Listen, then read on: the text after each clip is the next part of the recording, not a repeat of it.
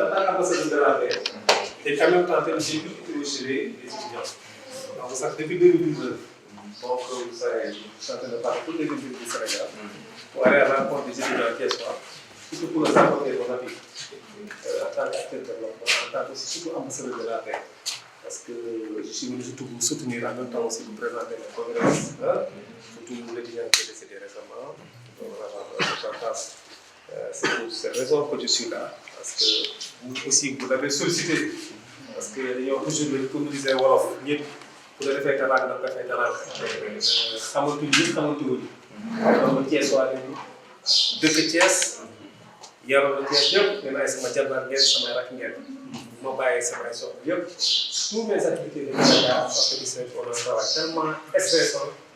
on n'a pas le temps même les week-ends ici à Thiès avec la base. Donc aujourd'hui j'ai tout laissé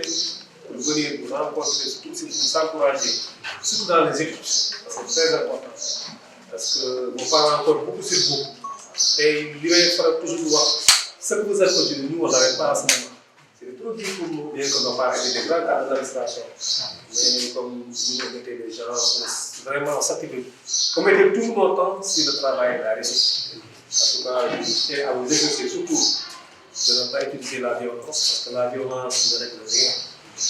Dieu aime la paix parce que lui dit que je suis paix, c'est la paix. En tout cas, vous avez mon soutien et je vous soutiendrai. C'est pour ces raisons que je suis venu ici, pour d'abord s'acquitter de la situation. Tous nous savons qu'actuellement la situation est un peu critique parce que c'est vrai que vous avez des revendications. Moi, à mon niveau, je transmettrai qui de droit. Parce que j'ai toujours l'habitude de le dire, il ne faut pas que l'État ne peut pas tout faire. Il faut qu'au moins qu'il y ait des bonnes volontés, des gens qui croient à eux-mêmes, croient à Thiès, surtout à leur vie, pour venir au s'acquitter de la situation. C'est pour cette raison que je suis là, pour vous encourager, surtout pour vous exercer, surtout contre la région. Parce que Thiès a besoin de vous. Vous êtes les futurs cadres, les futurs ambassadeurs de la région de Thiès. Parce que Thiès a beaucoup de potentialité. Donc c'est les moyens qui manquent. En tout cas, nous comptons beaucoup pour vous, sur vous, pour reconquérir, pour après construire notre région, notre ville natale, Thiès. C'est pour ces raisons que je suis venu avec ma délégation. Cette délégation, vous avez vu, il y a des coordinations, il y a Dakar est là, il y a Ziguinchor est là, il y a Pass, Thiès est là. Donc pour venir, surtout pour vous apporter aussi mon appui et puis surtout aussi mon soutien. Je pense que, comme le disent les Wolofs, les Gizoul, cette maison-là, je ne connaissais même pas la maison. Et puis je tiens aussi à remercier mes partenaires, surtout particulièrement un ami, un frère, il devait même être là, moi et la Diaké. C'est celui qui m'a donné cette maison, je mets cette maison à votre disposition pour vous accompagner, surtout pour la réussite de votre situation. Parce que Yomboul, parce que je suis unique là pour vous accompagner. C'est dans ce sens qu'aujourd'hui, je viens envers vous, surtout pour vous demander surtout de ne pas se mêler à la violence. Rien ne se règle dans la violence. Rien ne se règle avec la négociation. Donc, en tout cas, je tiens surtout à vous remercier parce que ce n'est pas évident. Vous tous, vous êtes en grève, en mouvement, tout le reste sont partis à Thiès. C'est hier même qu'on a décidé la visite. Aujourd'hui à Bambay, après Bambay aussi au Dakar. Après Dakar, on va faire aussi les Ziguinchor pour aller surtout rencontrer plus particulièrement. Je ne juge pas de la politique, uniquement nos frères et sœurs qui sont dans le besoin. Parce que vous avez besoin surtout d'encouragement, de soutien moral. Ce n'est pas évident. C'est pas évident. Hier, même en venant, j'ai même appelé le directeur du cours, que je ne connais même pas, on a passé le téléphone, on ne sait pas de longuement, mais je l'ai dit, même mon souhait était de venir à Bambay. Parce qu'il faut que chacun y mette, comme je vous disais maintenant, ça dit que ça graine de sel dans ce combat. Le combat, c'est quoi? Si nous sommes là pour la paix. Moi, je suis venu uniquement en tant qu'ambassadeur de la paix pour essayer de trouver une solution adéquate pour régler ce problème. Parce que ce moment-ci, ce n'est pas le moment. C'est pas là, je disais pas, c'est pas le bon moment quand même. Hein? De revendiquer, c'est pas le bon moment quand même de faire de la violence. C'est pas mais juste pour taw ñu waxee ça parce que je pense ma en place boo demee di nga gis donc li ñu dañuy nekk ñu fa rek ñeneen ñoo jël rek. voilà des fois day am promiscuité si biir day xat tellement da ngay jël sa place sax taxaw di xaar nit jug pour nga toog des fois da ngay yor sa place taxaw xaar nit jug pour nga toog. moo tax directeur bi permettre nañu nga indi sa bool ñu tibbal la nga ñibbi. juste parce que xam nañ ni ndax bu doon tey jii ñëpp dañuy lekk sur place c'était obligé ñëpp lekk sur place problème day gën a am parce que da ngay yor sa place sax taxaw pour ñu am foo toog problème da ngay taxaw xaar kenn ji rek nga profité. ñëpp bool la ñu yor. juste parce que c'est permis. situation bi am problème yi éclaircissement amu si woon étudiants yi voilà amul full moom bu jugee rek lu neex a contrôler c'est pas quelque chose bu ñu magnifier mais am na fii mooy réseau fii lañ tuddee Afrique mooy réseau bu ndaw bi quoi booy xool li tax mu gën a lii sax rang yi des fois day dem ba si rosage day tourner nii dem ba si rosage au niveau de l'entrée gars yi dañuy taxaw di korom te yenn infrastructure pour permettre ñu protéger si naaj bi amu fi genre da ngay taxaw obligé taxaw si naaj bi plus de 40 minutes pour rang donc vraiment lii ñu xeex daal xam na gëm naa ni moom sunu lii la quoi sunu toile la voilà. donc à part ça bii ak li ñu renforcé rek quoi. voilà léegi nag université campus Oudou campus Bell. mooy campus mais foofu tamit da ngay xool étudiants yi presque 180 places si étudiants yi bu la fa fekkee c'est obligé da ngay rang bu gudd boo xam ne loolu tamit problème autorités yi des fois day baax ñu wàcc sur le terrain ñu xool situation bi mu parce que bu mënuñu di toog rek di déglu ñu fi bàyyi bu ñu toog di déglu am na yoo xam ni du doyal seen bopp va falloir ñu wàcc sur le terrain ñu xool étudiants yi si yan condition lañ nekk pour juste ñu xool lu ñu apporter ay solutions alternatives ba ñu mën a nekk si situation yi baax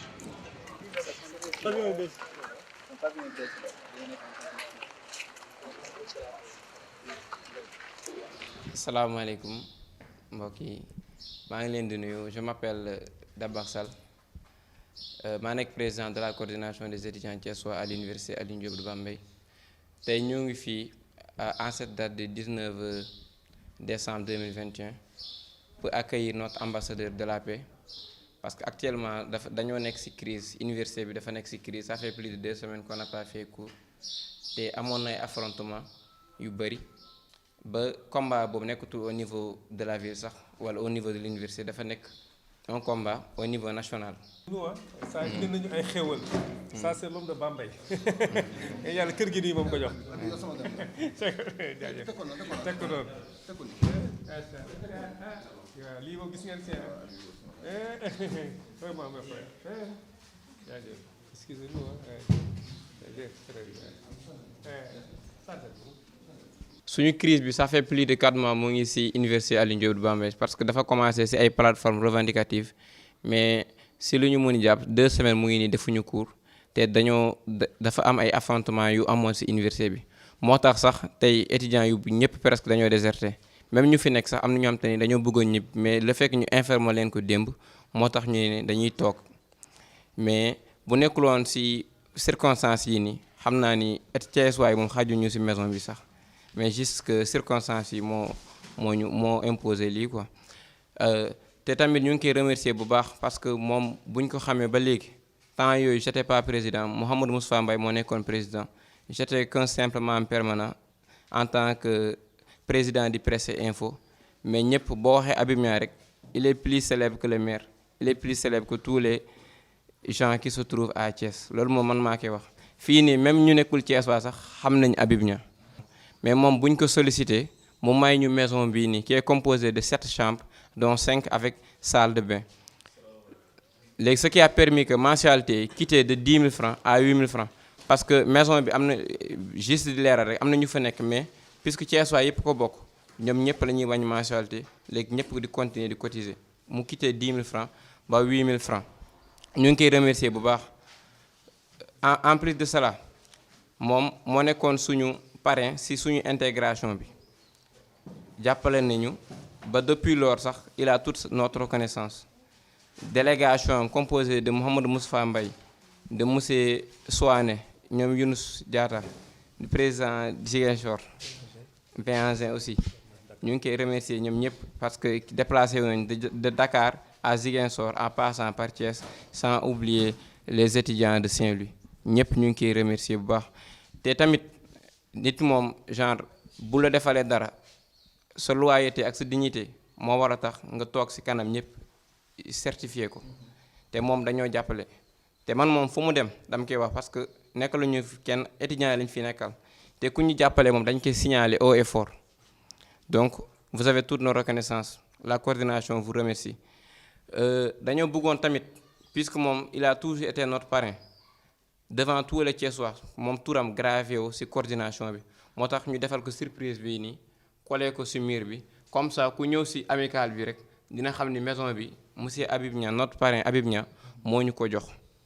te xam naa nouveau bachelier ñu ngi ñëw te promotion yu ñëw yëpp dinañ veiller à ce que photo bi moom du dañaat wala chaque année ñu renouveler waat ko pour ku fi ñëw rek xam na ni genre il nous a beaucoup aidé te demoon naa Dakar ci benn jour ci intégration waa université IAM il nous avait dit que qu'il n'est ni un ministre ni un DG mais qu'il est juste un simple cadre de l'administration te malgré cela mu ngi def liggéey bi yëpp te suñu autorité yu nekk ci mairie yi defaluñu ko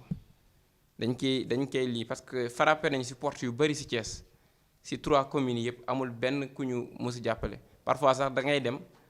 duñu la sax recevoir te ñoo lay déplacé loo Bambey ba Thiès dem nañ man ak secrétaire bi da ngay dem ba mairie bi maire bi muy foofu du la recevoir mais moom boo ko woowee rek day décrocher boo ko messager mu répondre la donc c'est un parrain très disponible te ñu ngi koy remercier bu baax a baax loolu mu am na yoo xamante ni duñ ko mën a fàtte parce que nous sommes des étudiants nous sommes reconnaissants dignes humbles et loyaux en tout cas monsieur le parrain monsieur le président vous avez toute notre reconnaissance te ñu ngi koy wax ni nit moom bu la defalee dara bu demee ba soxla ci yow bu la woowee dañ koy wuy si te lii nii dafa fekkee circonstances yi moo ñu permettre étudiants yëpp ñëwaat rek parce que presque ñëpp dañoo déserté comme nu nga koy gisee rek campus bi dafa bëri ay policiers ay problèmes yu bëri quoi moo tax ñëpp ñibbi mais bu dul woon loolu moom Thiès waaye xajuñu fii quoi merci beaucoup te Thiès moom c'est la région la plus représentée au niveau de Bambey loolu ñëpp xam nañ ko fii nii boo waxee Thiès waa rek ne dañ lay respecté man parfois ñu bëri xamuñu sax man maay président du pour vanter wu de mais ñu bëri xamuñu man maay président bi mais bu ñu déggee président amical Thiès rek dañuy gëstu xool parce que boo waxee Thiès waa dañu lay respecté parfois ñuy def comédie di wax nitu Thiès la nitu Thiès la nitu Thiès la mais dañu lay respecté au fond de toi d'accord donc lii yëpp lu waral loolu suñu autorités yi comme monsieur Habib Niang nekkul di ñu seetaan à chaque instant bu ñu ko woowee pour mu jàppale ñu rek dañuy jàppale merci beaucoup monsieur le président. en tout cas jërë ngeen jëf maa ngi sant bu baax a baax étudiants yi si seen ni ngeen ma recevoir ak di nuyu si sama délégation bi ma àndal di remercier aussi tamit un de mes frères boo xam ne da si tombé El Hadj Dia ñëpp xam ne El Hadj Dia mooy borom Bambey ku waxul El Hadj Dia waxul Bambey ginnaaw yàlla tey vraiment ñi day de gore man mënuma lii mënuma jël une maison à 200 000 300 000 francs par mois mayuma ko tey nekkuma bu ma joxe ni tey ginnaaw yàlla loxoom dugg na si bu baax a baax je tiens à vous remercier bu baax mon frère tey yàlla def na tamit ñëw naa rek jëg na ko rek automatiquement tey indi nañu ndékki xoolal ndékki ba ngi si ginnaaw donc je dirais étudiant Bambey am ngeen chance lenn laa li sant rek mooy li ma waxoon dès le début j'ai toujours le dire dama fi ñëw en tant que ambassadeur de la paix jàmm rek laa bëgg jàmm bi mooy lan na ngeen góorgóorlu dans vos études surtout ñi bañ leen dugal ci ay détails mooy la violence parce que rien ne s'arrête dans la violence et puis aussi tey ku perte ku ñu gaañ yooyu yaay perte c'est waajur yi ñooy sonn donc je vous dirai toujours essayez d'être dans de bonnes ñi ngeen jël seen disposition mooy leen dee leen nangoo déglu parce que ku dul déglu rek du am conseil ñu bëri nag ils en profitent pour def la neex man vous êtes mes frères vous êtes mes sœurs vous êtes mes neveux mes nièces donc aujourd'hui je tenais à aller toutes mes activités de faire une tournée dans les différentes universités ñëw tey seet si leen ndembeeku leen kër gi si yàlla bi tiim xaw ma ko jox nañu ma ko lu mot ak yaakaar naa xaw ma nu mu mel occasion la nag ma profité ñëwaale si xool la coordination pour xool yan solution la ñu am yan médiation la ñuy def pour pouvoir trouver une solution crise bi am au niveau de l'université de Bambey crise bi wàcc ku dañ ñun ñëpp jaar nañ si étudiant yàlla def na ma profité ñëw vraiment bi mu ñëw kontaan naa gis naa ne étudiant Thiessois yi ñu nekkee ni tey mais c'est un plaisir pour moi fierté pour moi tamit fekk leen fii ñu fi yëpp xaw ma leen ñi ma xam mooy la coordination laa xam ne président de la coordination laa xam ak les membres laa xam mais ñeneen yëpp xawma leen donc je dirais que xam ba leen xam benn la man yëpp samay rakk ngeen sama jabar ngeen man je suis un acteur de développement un ambassadeur de la paix yëpp lu mu gis luy defar damay ñëw di ko defar en tout cas di kontaan bu baax a baax li la wax ne rek xam leen lu tax a jóg mooy leen c'est la réussite aujourd'hui je dirais que vous êtes dans la même condition am na sa ay junni morom ñu xam ne tey am nañu ay jafe-jafe ñëpp xam nañ te université l'état ne peut pas tout loger tous les étudiants c'est pas possible il faut qu'au moins am ay nit yu xam ne c'est des acteurs de développement c'est des fils du territoire ni mu ñoo war dugal seen loxo ci mbir bi je pense que ku nekk bu ci dugalee rek y aura moins de problèmes adduna moom bu son sa adduna mënul nekk 100% il faut qu'au moins 70% yi moom réglé wu en tout cas à mon niveau je faisais une médiation au haut niveau pour pouvoir que étudiants yi delluwaat ci seen kii en tout cas je tenais vraiment à vous remercier beaucoup et puis tamit wax leen tamit incha allah rabbi je continuerai à vous soutenir dans ce sens donc di vraiment di gërëm bu baax mon partenaire di gërëm étudiants yëpp toog ak sama délégation bu xam ne tamit jógee ba Dakar Ziguinchor de Thiès ñun ñëpp ñi ma àndal donc vraiment je tenais à vous remercier aussi tamit parce que tey xam nañ situation mu nekkee ni tey toutes les étudiants yëpp ñibbisi nañu au moins il y a quelques qui sont là c'est un plaisir sax bu ñu wax ko étudiants yëpp ñu ngi fi ils vont dire que dafa ñëw pour def faire de la politique heureusement moi je dis que donc là je tiens vraiment à vous remercier pour l'accueil et vous féliciter et wax leen tamit surtout tamit je suis à votre disposition à toute loo leen xalaat ni tamit mun naan si jàpp incha allah rabbi je le ferai incha allah rabbi loolu am nañu vraiment di remercier ñëpp jërëjëf. merci beaucoup. oui oui.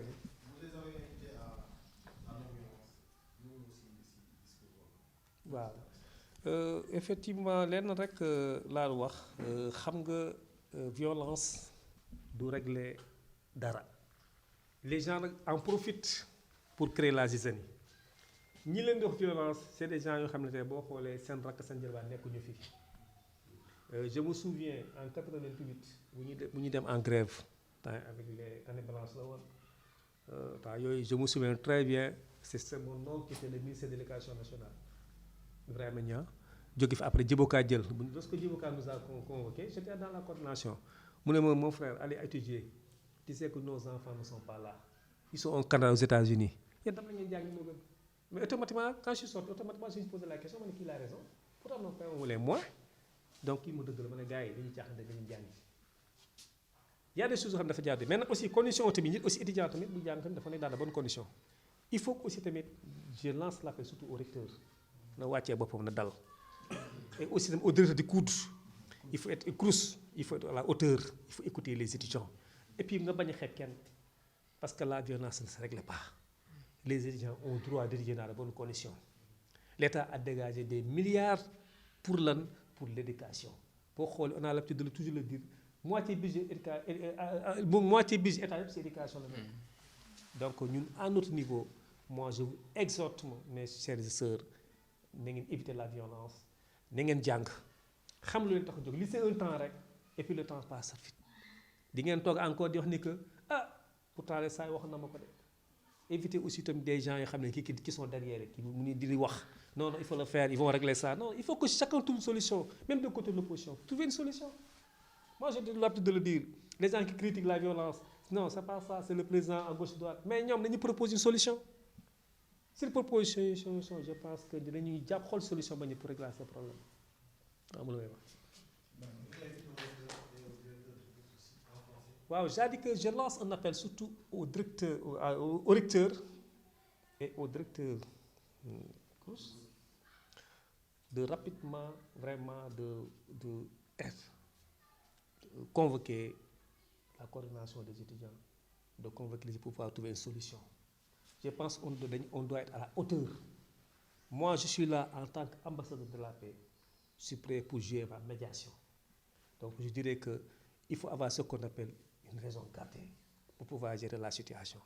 et puis dans ce contexte c'est pas le bon moment quand même vraiment de faire la violence on est à quelques mois je dirais à quelques jours des élections importantes élections xam ne c'est les élections locales les élections de proximité qui sont plus importantes que les gens pensent même la présidentielle donc je lance un appel aux autorités d'avoir raison gardée de trouver rapidement une solution pour pouvoir vraiment au moins les étudiants retournent dans les amphis au plus bref délai